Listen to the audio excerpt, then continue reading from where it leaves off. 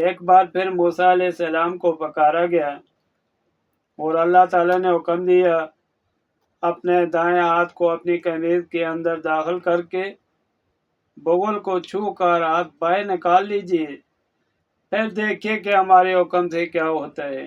موسیٰ علیہ السلام نے ایسا ہی کیا، ہاتھ بغل سے مس کر کے باہر نکالا۔ آپ کا ہاتھ چاند کی طرح بے داغ سفید چمکنے لگا۔ فرمان اعلی ہے اور ملا دے اسے اپنے ہاتھ کو اپنی بغل کے ساتھ نکل آئے گا وہ سفید بغیر کسی مرض کے، یعنی برس سے پاک۔ یہ دوسری نشانی ہے۔ طٰہٰ آیت نمبر 22۔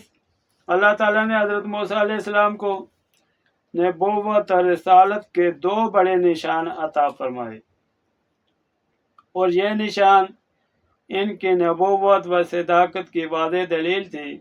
اللہ تعالیٰ نے انہیں نبوت و رسالت سے نوازا اور انہیں یہ معجزے بھی عطا فرما دیے تاکہ موسیٰ علیہ السلام اللہ کی بڑی شان اور عظمت کا خود مشاہدہ کر سکیں۔ فرمان الہی ہے تاکہ ہم تجھے اپنی بڑی نشانیوں کا مشاہدہ کرا دیں۔ سورہ القصص 28واں پارہ آیت نمبر 26۔ پھر فرمایا تیرے پروردگار کی طرف سے فرعون اور اس کی جماعت کے مقابلے میں تیرے لیے واضح دلیل ہے۔ بلا شبہ فرعون اور اس کی جماعت نافرمان قوم ہے۔